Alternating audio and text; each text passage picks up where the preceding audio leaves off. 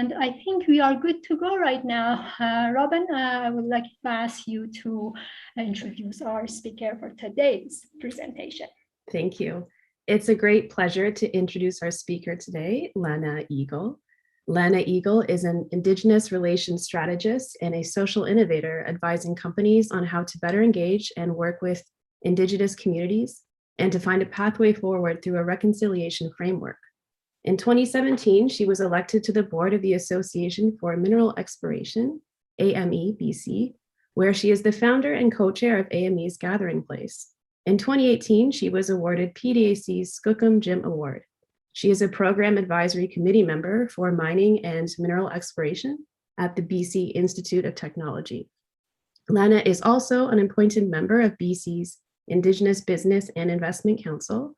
She is a director on the board of Geoscience BC, and most recently has been elected to the board of Prospectors and Developers Association of Canada. Lana is a sought-out speaker and lecturer on the topic of Indigenous engagement and reconciliation in Canada, as well as diversity and inclusion. Lana is a member of the Whitecap Dakota First Nation in Saskatchewan. Lana, on behalf of Ore Deposits Hub and our audience, I would like to say thank you for being here. We are very thankful and grateful that you are here to share your experience, expertise, and time with us.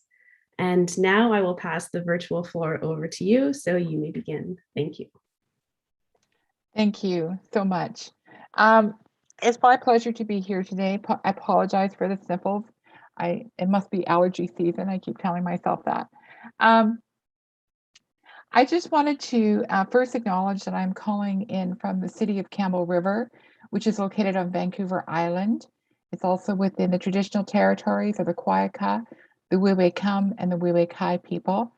And I'm honored to live and work here. It's been a great place to self-isolate during the pandemic, but I'm hoping those days are going to come to an end soon and we can start meeting each other in person at conferences and so on. So I am a very busy person, as you can hear by my biography, that I spend a lot of time volunteering with different organizations. And what I bring to the table is my knowledge of working with Indigenous people.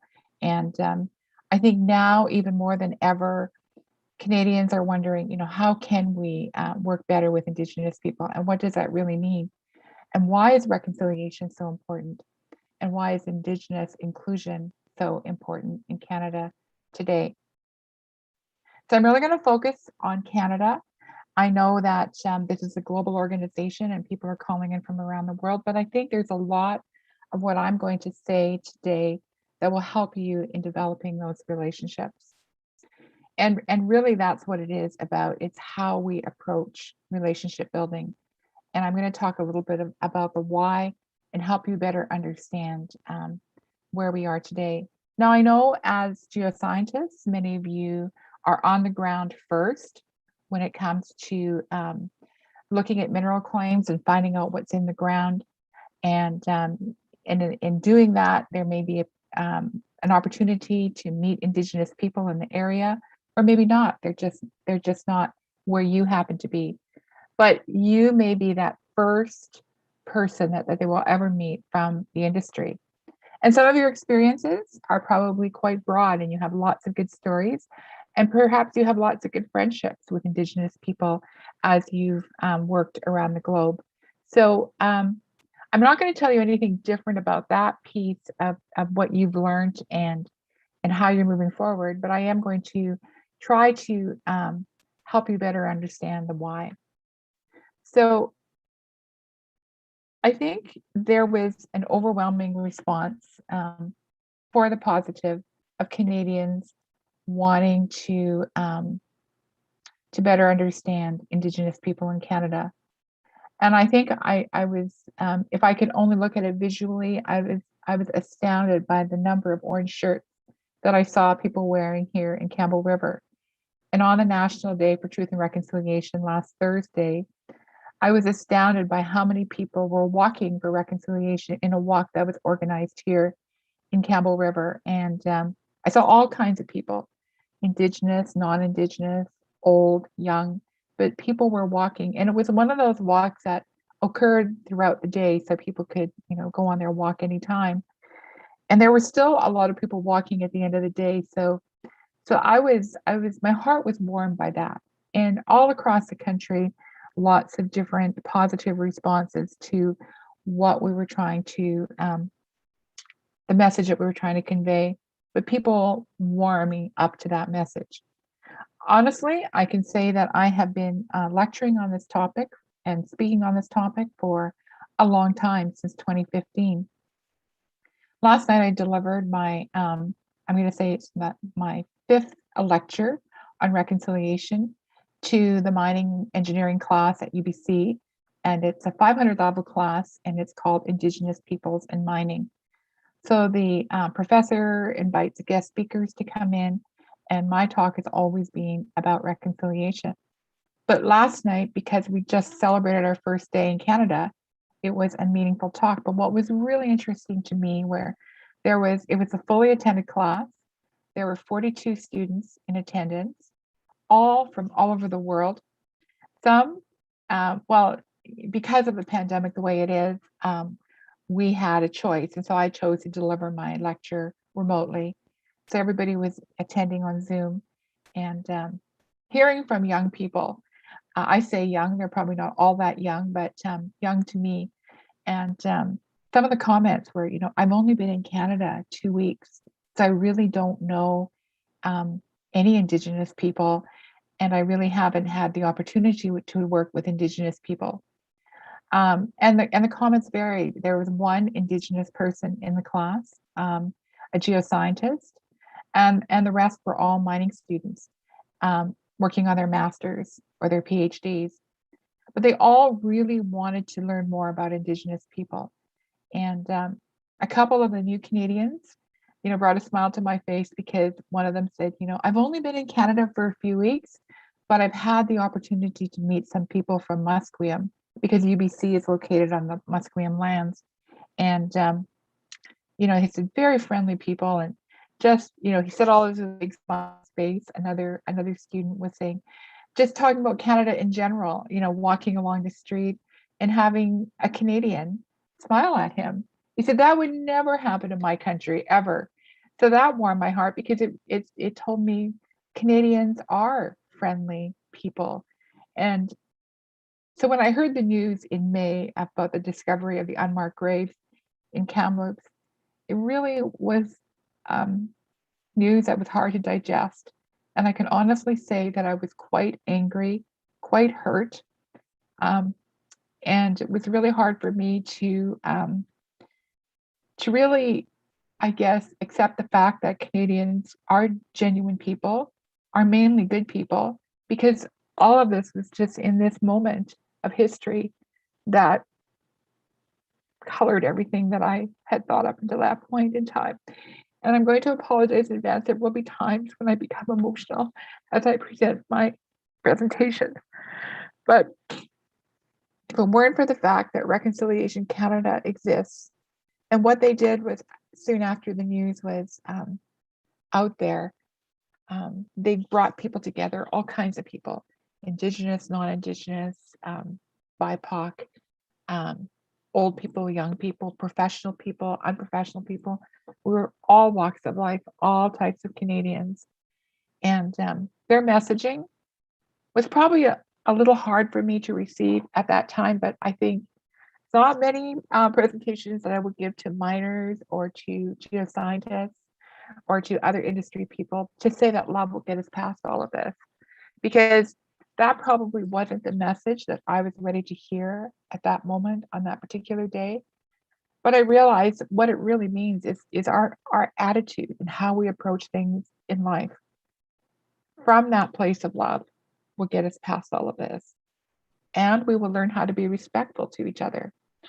And that, I think, is something that I continue to learn on a daily basis, because it was easier for me to categorize people, whether they were government people, whether they were people that somehow are systemically racist against Indigenous people. It was easy for me to put them in that class. But I realized that I have to get past this. love those people, and respect those people. And we're being called to answer because of these graves, these unmarked graves that are being discovered. How could we as a country let this happen to Indigenous people? And I think a lot of people are asking that question. How could this happen? And there was so much dismay and so much shock and so much hurt that this could happen in our country. So the question remains, what does our humanity mean? And I think so many times as professionals, we take that humanity out of our workplace, out of our work environment. But really, what we may need is that humanity to be part of our work environment, where we truly do care for one another and we truly do respect one another. And Reconciliation Canada was also saying that the little ones will help to transform this country even more. And that's in reference to the children that were found. And our love is an act of defiance, and our love is an act of resistance. So, people, whoever they are, would expect that we're going to be angry and we're going to operate from that level. And I think when we can rise above that, we become better people and we can begin to find solutions. So reconciliation then becomes, how do we come together? Who do we want to be as a country? And who we want to be as a people today. And I think that's the challenge for all of us as we go through this time in our country. So the founder of Reconciliation Canada is Chief Dr. Robert Joseph. And some of you may have heard him speak, some of you may know him personally. And I remember Chief Dr. Robert Joseph was invited to speak at AME's breakfast. Maybe this goes back to about 2017, and speaking on reconciliation. And it was a sold out event. There were all kinds of people there from different corporations, miners on the ground, exploration people, geoscientists, as well as people who work in other parts of the industry. And it was just an amazing presentation. But I had the opportunity to wait with him in the green room before he went on stage. And we had a one-on-one together. And his words to me were, you will bring about the change. Not Lana Eagle will bring about the change, but you, as in each of us individually, each of us who are on the call today, we are being called to bring about the change. The reconciliation becomes standing up together for our common humanity. And it's amazing how that's happened over the last few weeks, where there is this reaching out to better understand people, to better understand Indigenous people. And Chief Dr. Robert Joseph himself has said to love boldly, love harder, and love intentionally, which is easier said than done, I have to say. But it is the one thing that has rescued me from this feeling of anger, the feeling that I should be somehow sorry for being an Indigenous person. But the love has really helped me through all of this. And what he was quoted during this past week as saying, reconciliation includes anyone with an open mind and an open heart who is willing to look into the future a new way. And I think that's really important. We can find solutions, but it's not about you finding a solution on your own and presenting that to your company and hoping that that's going to work. It's about actually engaging with Indigenous people to find a solution together to make that work in the future. And so a good example of that, I think, where it's starting to slowly happen is around traditional knowledge and Western science. So there is a working together, a working of scientists and traditional people, and finding ways to work on environmental solutions to problems that may happen because of a mine development. And there's more to study on that. There's more to get to know that. But that is a conversation that is coming out of Indigenous communities that we need to have that happen. And as Indigenous people deal with issues that are concerning to them, like issues of water or the footprint of a mine, these are the kind of discussions that need to happen around remediation.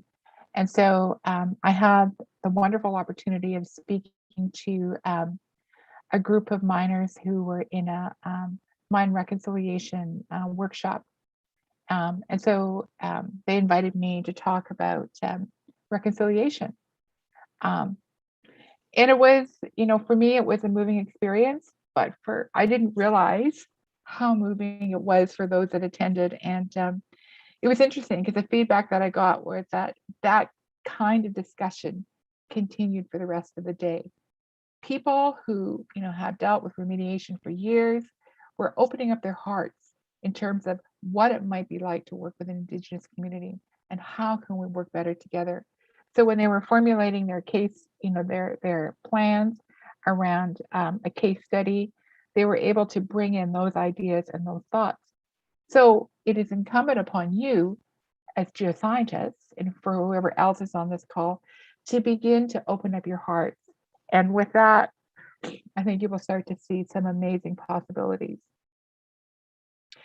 Another person, another Canadian who is Cree, who is from the province of Manitoba and was a senator for a few years, has since retired and now is going to head the Department of Law at Queen's University, is Senator Murray Sinclair. And I had the opportunity of hearing him speak at a natural resource forum just after the graves were found in Kamloops. And he made some important comments. And I think it's important for us to know this, that trust, when we talk about building trust with Indigenous communities, he says that this may come with a burden of history. And the burden is that of residential schools. We know that there were people that survived residential schools. We know that there were people that didn't survive. And when we speak about these mass graves being found, those are the people that didn't survive. And for some children who died, there were records of those children passing. But for the children that there were no records for, the children that did not return home and were found in the ground this past summer, there's history there. And that history brings back a lot of trauma for people. So when the news came out of Kamloops, I happened to be talking to a friend, a business colleague who is Indigenous, and both of his parents were in the residential school in Kamloops. So this triggered a lot of emotions for him because both of his parents, to deal with that trauma, became alcoholics, and both of his parents died since.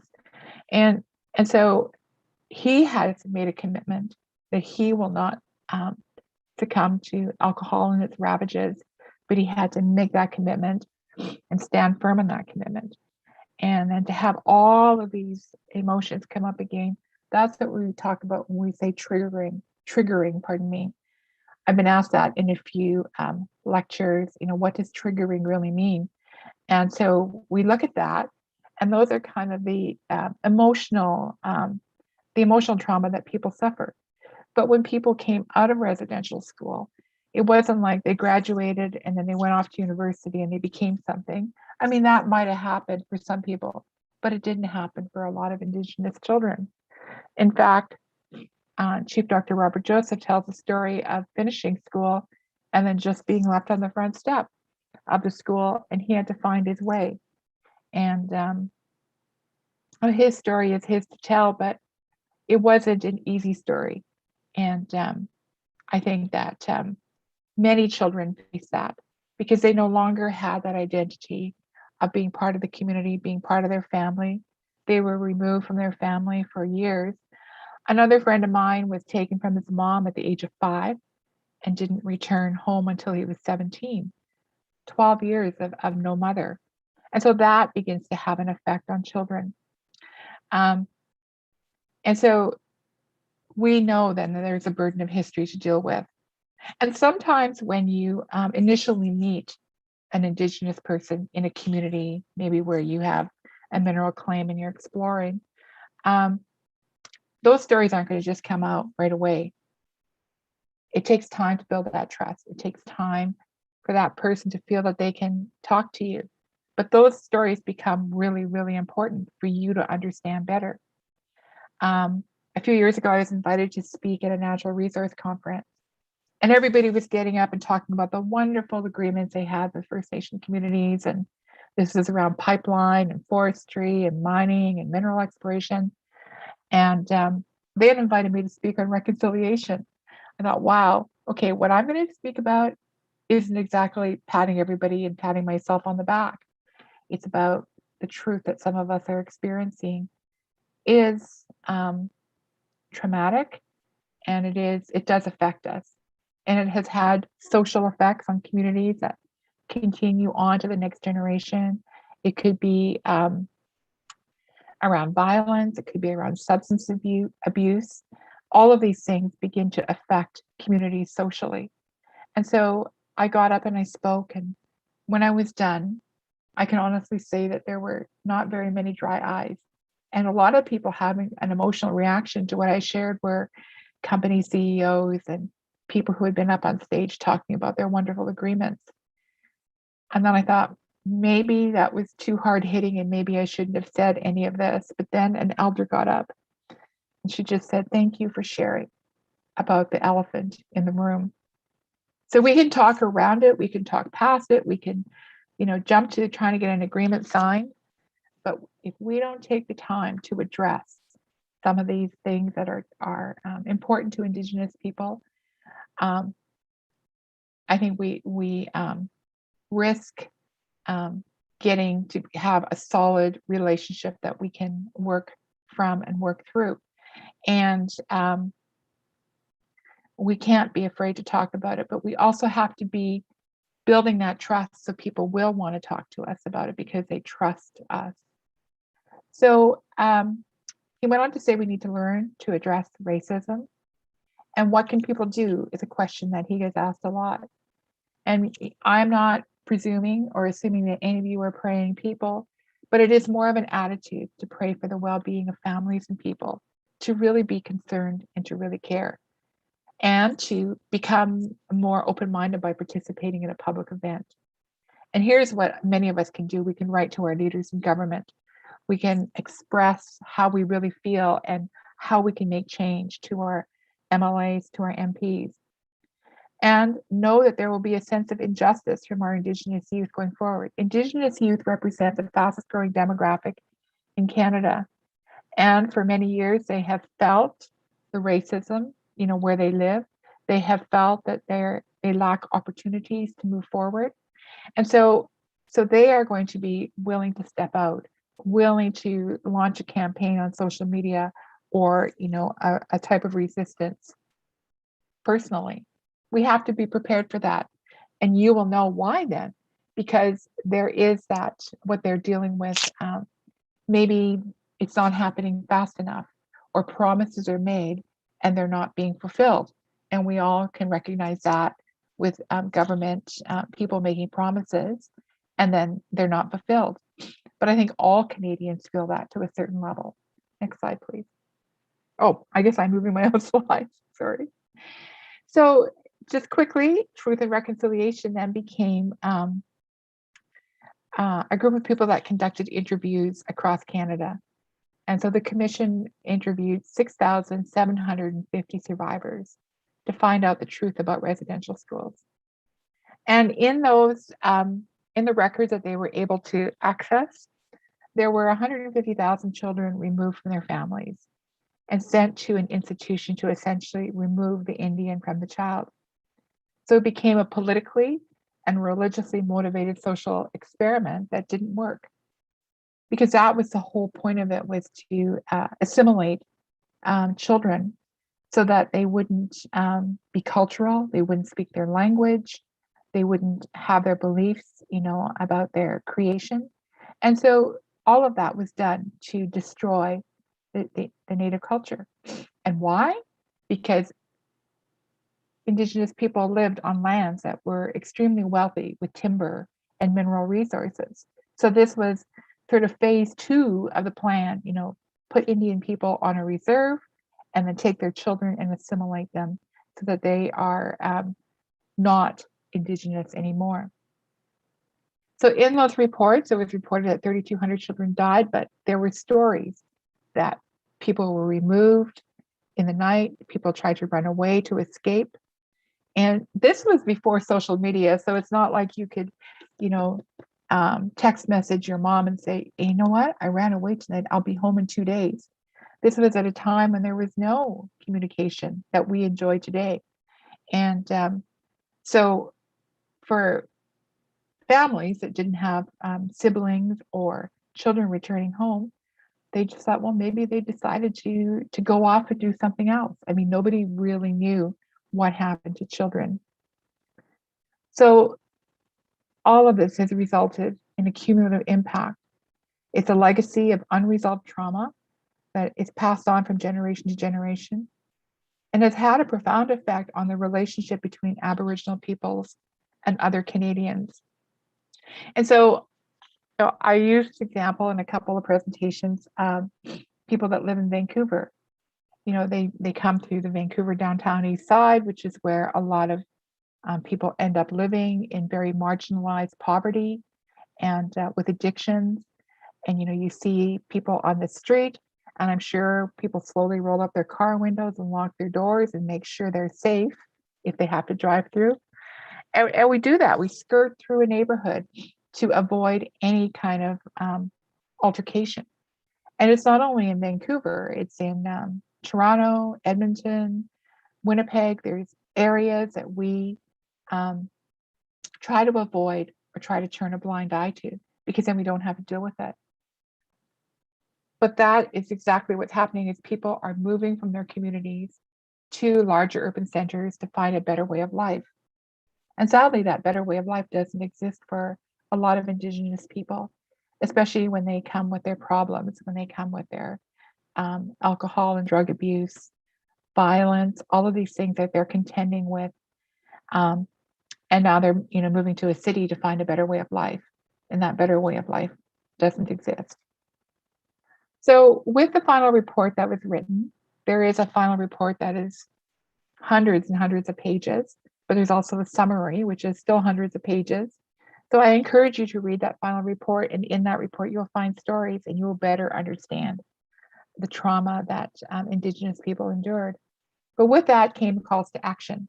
So these were actionable items that people could work on, all Canadians. So whether you were media, healthcare, education, corporations, schools, everybody had something that could be done.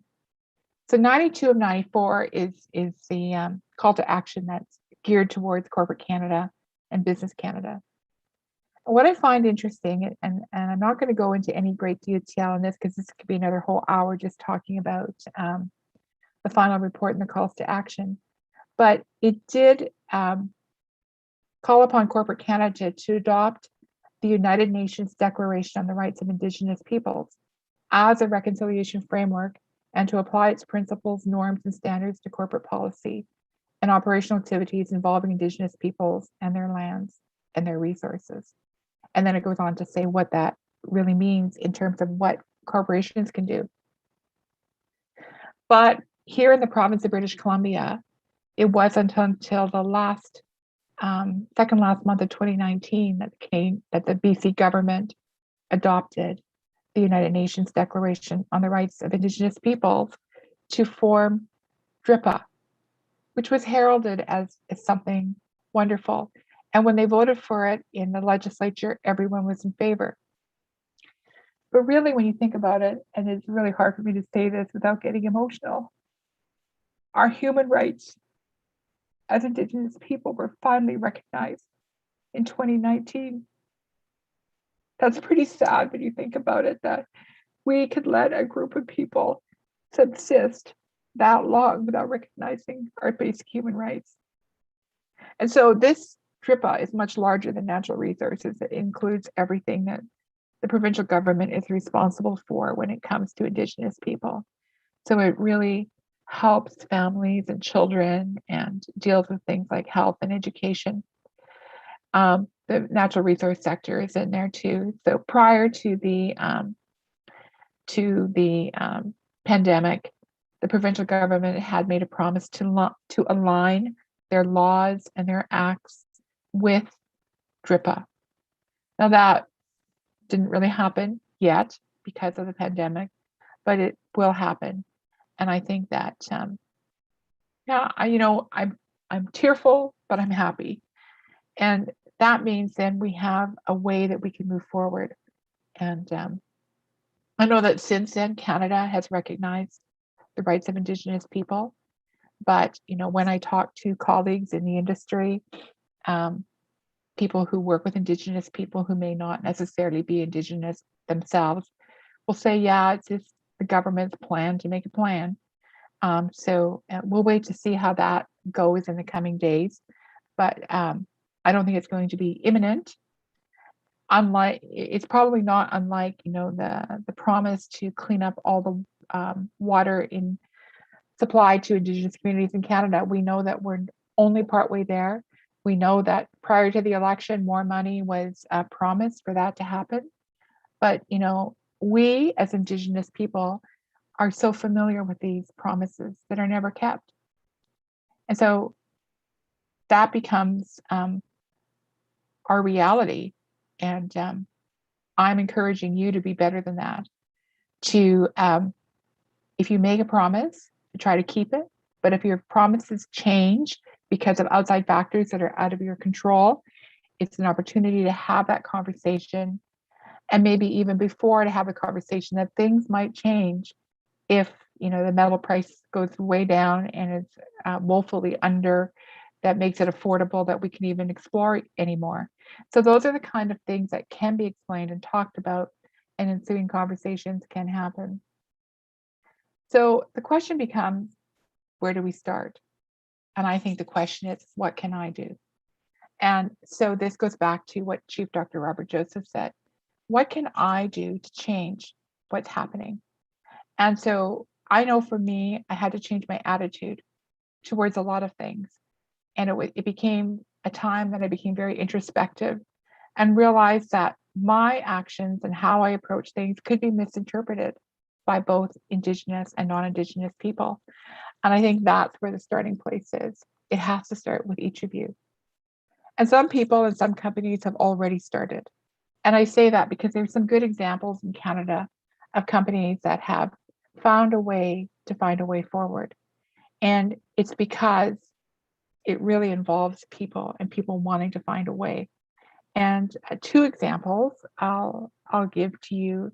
One is a uranium operation in northern Saskatchewan. And uranium has been mined for decades in northern Saskatchewan. And a few years ago, I was talking to someone from Cameco, and they were saying that they have 3 generations of families working at their mine. I think it was Cigar Lake at that time. And I just thought, wow, like that's amazing when you really think about it, that a grandfather, his son, and his child would be all working for a company at the same time. That says a lot, that kind of work, that kind of career would be sought generation after generation. I know that going back to my early days as a young person, finding summer work, I worked at a uranium mine in northern Saskatchewan, and I know that Saskatchewan had to put it in their legislation that 50% of the people working at their mine would be northerners. So you had to live above a certain parallel to be considered a northerner. Now, my dad was in mining for years, and because he was from southern Saskatchewan, he couldn't be considered in that roll-up. So Saskatchewan was very strict on that.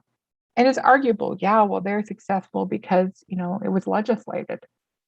And that is arguable, but sometimes that's what it takes to move the dial forward. I look at Agnico Eagle, and they're a metal bank operation. And I remember being at a mining conference, an Indigenous mining conference, and the Agnico Eagle person speaking said, one day, an Inuit person will run our mine. And I thought, okay, that's really interesting, because how is that going to happen, for someone to come in experienced to run a mine from a northern community? And then in the very next breath, a student got up in the room, introduced herself. She was from that community. She was studying mining engineering at McGill University. And then she posed a question. And I thought, that's how it's going to be done. They are ensuring that young people attend university to become mining engineers. And so I think you have to plan have to plan a way forward. But in making those plans, it's important to engage with Indigenous people. And if you really look hard in your industry, you probably don't have to look too hard. You will find that there are already people with that mindset of finding a way forward and working with Indigenous people. So I'm just checking my time. Oh, I still have a few more minutes, and I'm thinking my second last slide. So September 30th last week was our first day for National Truth and Reconciliation. It was a fulfillment of the call to action 80. And I remember on the weekend leading up to this National Day, Murray Sinclair was on CBC being interviewed by an Indigenous person. And they were talking about the National Day for Truth and Reconciliation. And her statement to him was, I can hardly believe that one day is going to change our country. And his answer to her was, it still makes me emotional, but he said, if we only change the mind of one child, then it's accomplished.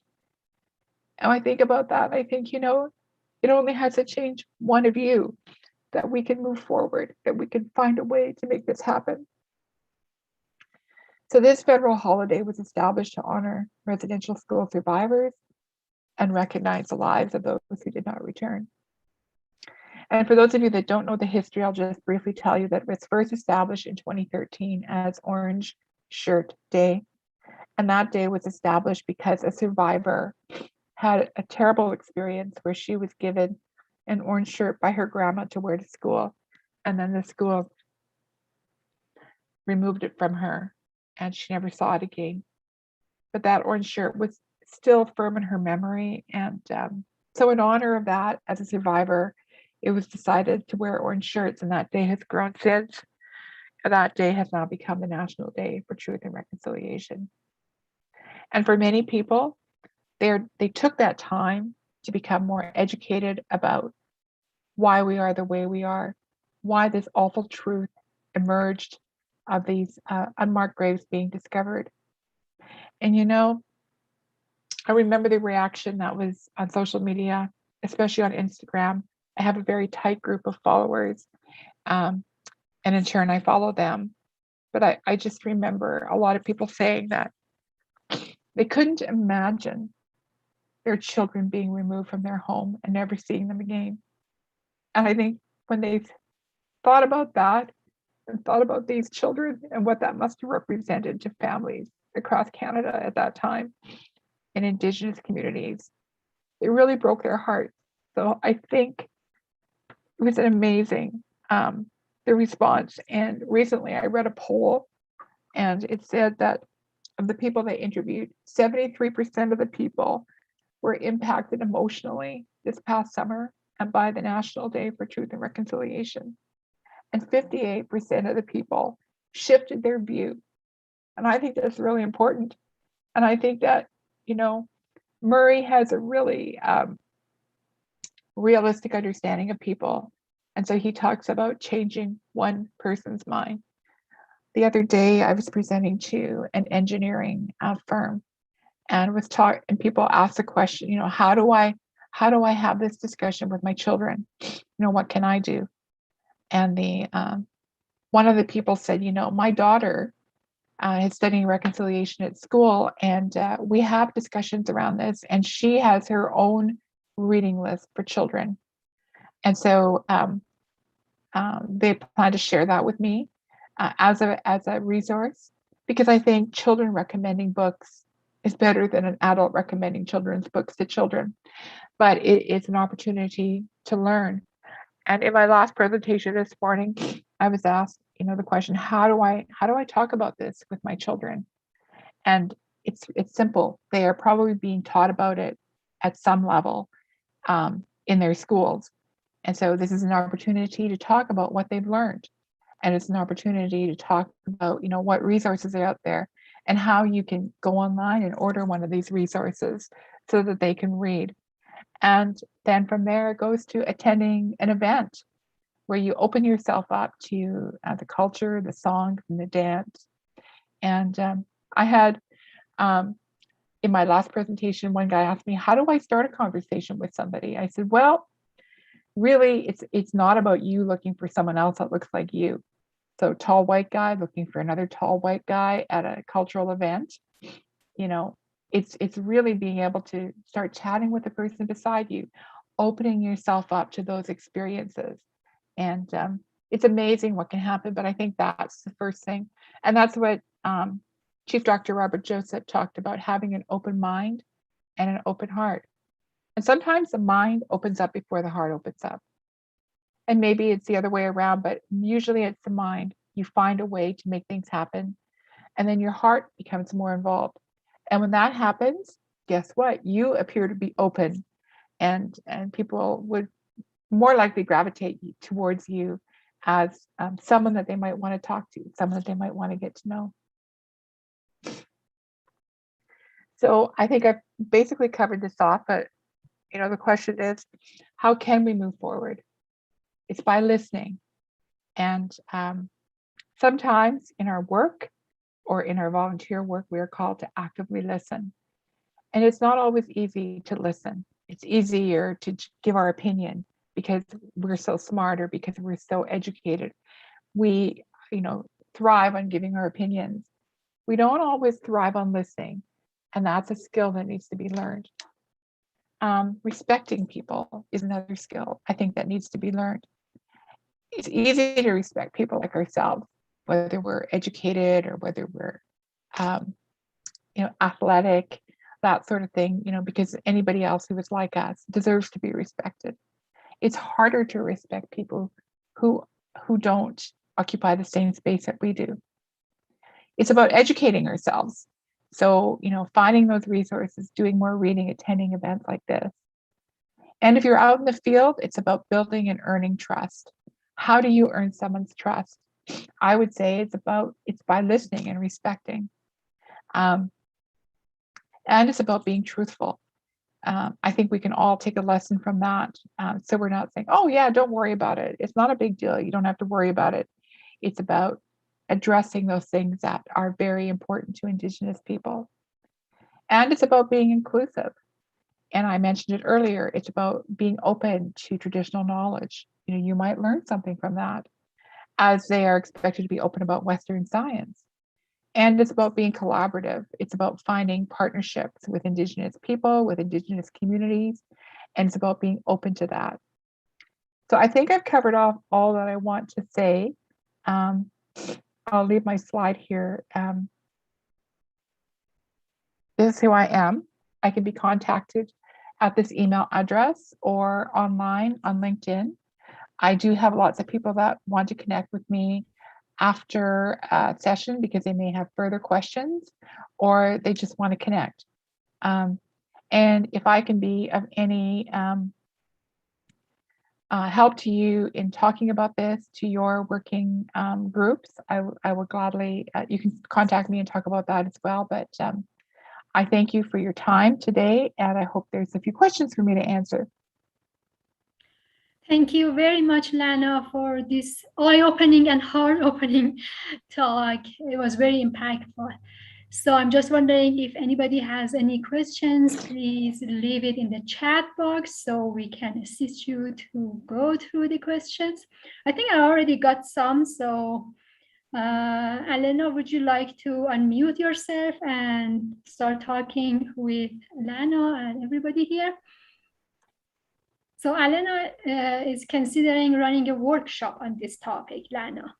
So would you be able to assist in that case? Any interest for these sorts of workshops to help people to understand the situation as well as creating some practical solutions? Sorry, can I just jump in there?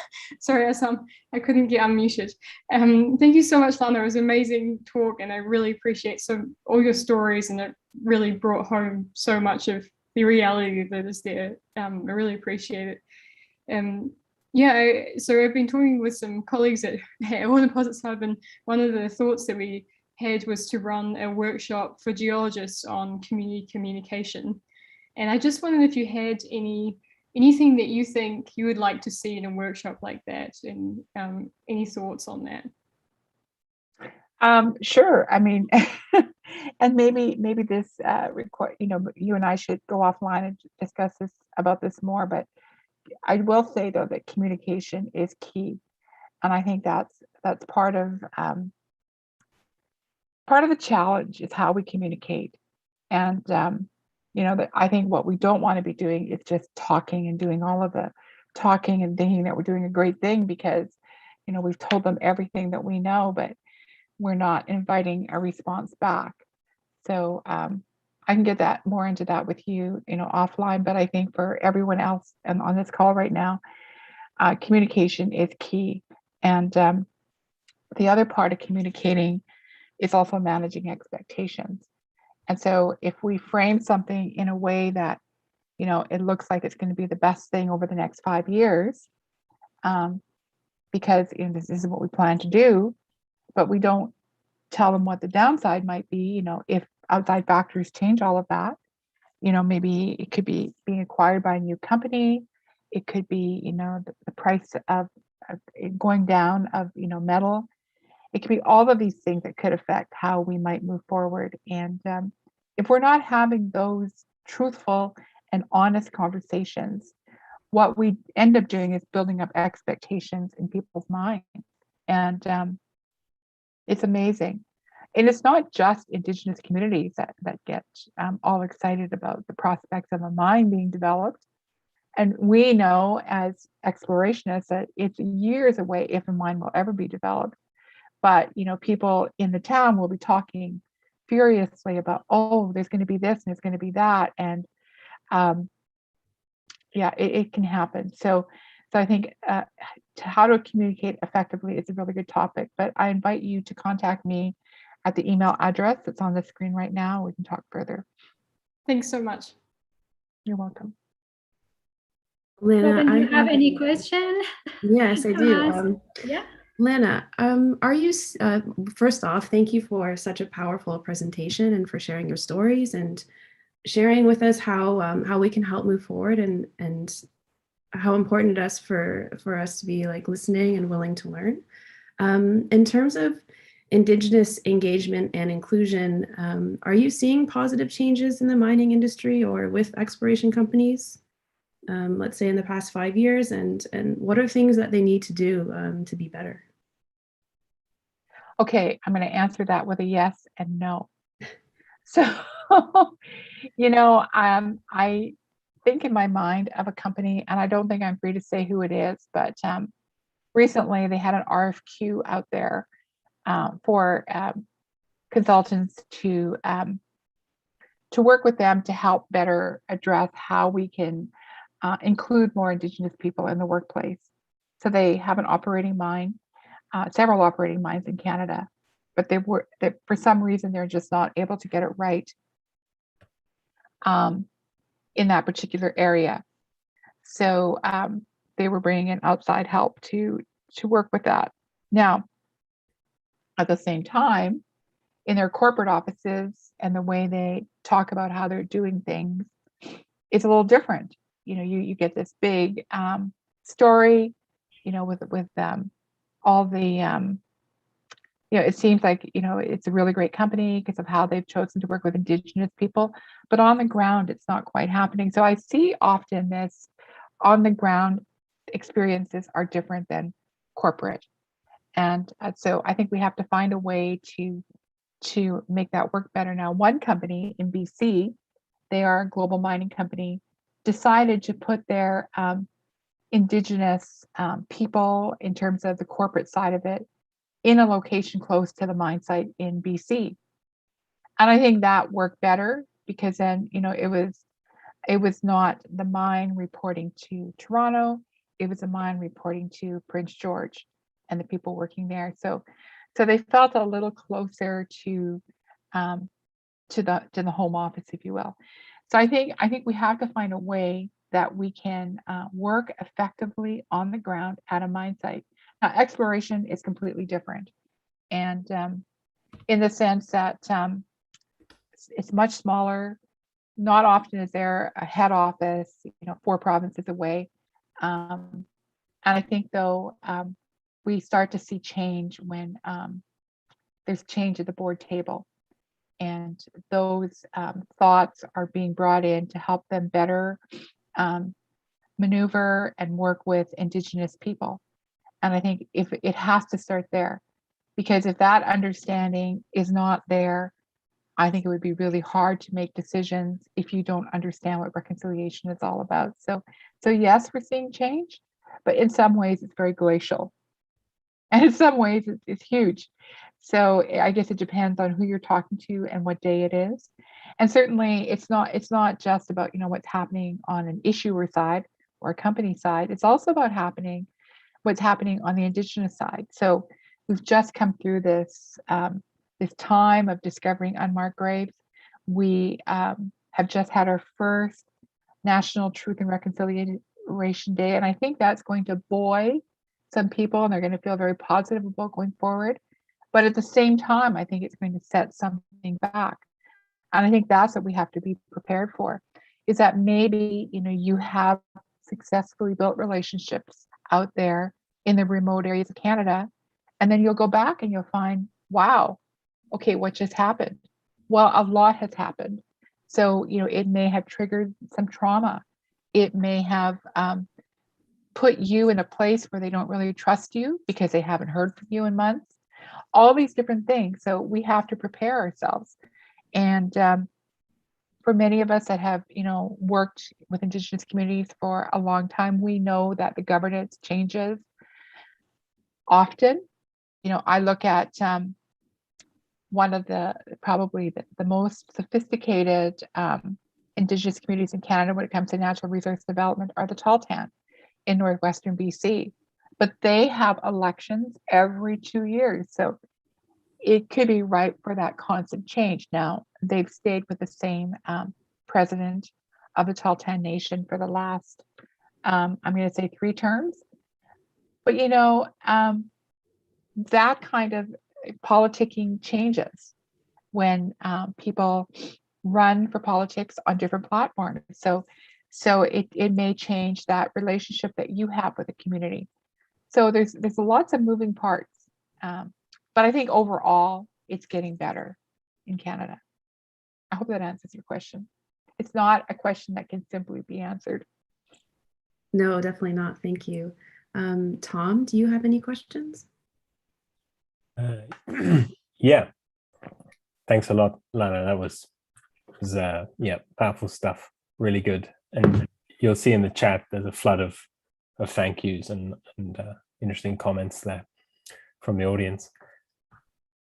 I was thinking sort of about a specific situation that must be arising right now with the spreading awareness of basically what you've been talking about, and also the changing legislation and sort of rights recognitions that he talked about. Incredible, this 2019 recognition. There must be individuals and companies that find themselves on projects that haven't got off on the right foot. The clear take-home message of your talk is to get off on the right foot, right, with every new project. But there must be lots that people who find themselves on projects that are already in a bad place in terms of Indigenous relations. Do you have sort of any specific advice for them? Can they walk back past mistakes and try to start over? Is that a good idea? Yeah, I think you can. It's hard to start answering and the mistake, trying to make up for the mistakes from the past. And I think, a lot of the argument that I've heard is people saying, well, this happened decades ago. Why am I responsible? I think having an attitude, a chip on your shoulder, you're probably not the right person to be building those relationships with communities. I think, if you're a larger company or when you're hiring, you can begin to identify the right person that can go in and have those initial conversations. But I think, Indigenous communities have to see that there is a change. Oh, wait a minute. this isn't the same company that used to talk down to us and used to talk to us like we're not intelligent, used to make empty promises. They are endeavoring to make a change. And I kind of like this guy. He speaks from his heart. He speaks truthfully. And so I think you have to begin to do that kind of work. And, you know, a really good example, back in the day, it's changed a little bit now, but when Centerra was working on their Mount Milligan project, I had them come in and present at Minerals North, which is a conference that would happen annually in BC. And they were talking about their relationship with the Nakazli people. And it was pretty amazing to hear them kid each other on the stage and talk about things. And you could tell they were friends. And these were mining people, not Indigenous, having fun with the chief of the community. And so that tells me that, you know, it's about bringing the right people in. And then at another conference, I had the same person from Centerra present, and he presented with another chief. And she said, you know, he wouldn't give up. He just kept coming to the community, knocking on our door and wanting to have a conversation. Finally, I relented. And that was the beginning of their relationship. So it takes that kind of person that really makes that effort. And there are people like that in our industry. And I think that's the kind of people that you need to bring in if you want your project to advance, or if you want to, you know, make your project attractive for acquisition. And I think, you know, this is a different conversation entirely, but as we grow in that area of ESG, I think investors are starting to help make those decisions. So I think it'll be harder for a junior exploration company or a mining company to find that support from people, from investors, if they're not having a good working relationship with communities. So it really is a good thing to bring in people that can build those relationships. Okay, yeah, you've got to have a good representative, and they've got to be representing some real core values of the company as well. Exactly. Yeah. Great. Okay. Well, it's 7 o'clock. I do have a question as well. Okay. Thank you. Okay, Lana, you got like lots of thanks for bringing up this subject and sharing the ideas. So one question for you. Look, education is a double-edged sword. Everybody knows. So I'm just wondering what can be practically done through education. I studied in Canada. What I saw, I was better to say, what I never saw any Indigenous people in Canadian schools that I studied and then taught a little bit. So I'm just wondering what can be done in this case, because mostly the education goes towards to be business. And obviously the schools are filled with international students, so they are tuition payers, taxpayers. But in terms of Indigenous people, what we can do in this case?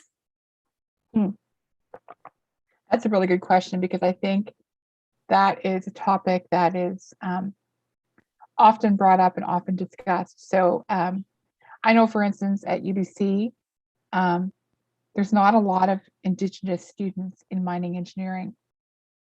That said, you know, the Taltan, whom I referenced before, have had 2 graduates from the School of Engineering, Mining Engineering. And now the School of Mining Engineering has hired someone who will work in that realm, you know, of Indigenous engagement and that sort of thing. And she comes not from a mining experience as much as she does from experience working with the city of Vancouver, but her degree is in mining engineering. So I think those definitely those kind of changes that we want to see are happening very, very slowly. And, you know, for some reason, Indigenous youth are, finding degrees in education or in nursing or in becoming a doctor or a lawyer. So we see all of these. I see them a lot on social media, people announcing that their son or daughter recently received their PhD or their Doctor of Medicine, and the astounding achievements. But rarely do I see, someone having a degree in geoscience or a degree in mining engineering. And so I think there has to be sort of this, I want to go into these studies because I know then I can be like so and so. So I think there's got to be sort of a mentorship happening. So while colleges and universities are wrestling with this, how they're going to move forward, I think it's up to colleges and universities to be inviting and to be inclusive. And I'm not sure what that really means, but I think, people, when they're looking and researching, where they might attend school, they're going onto websites. And they're probably looking to see if they can see themselves in some of the pictures and that sort of thing. So, I never thought I would become that kind of person because I grew up in Saskatchewan. I won't go into all the details, but I wasn't so worried about, me being Indigenous and other people being non-Indigenous. And then here I am later in life, looking for myself in pictures and on websites. And I'm thinking, wow, maybe this isn't the place for me. And I'll say that because, part of what I'm doing now is, searching to be on corporate boards, on seats of corporate boards. And I'll go to the board web page, to the page on the board, and then I'll see all these old white guys, in their suits. And I'm thinking, okay, I just don't see myself in that mix. And I think that's what people look for, is they want to see themselves in a mix of people.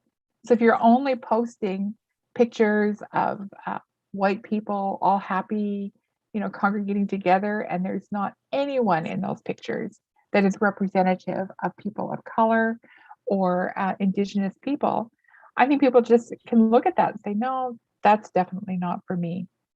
So we have to find ways to be inviting. We really do.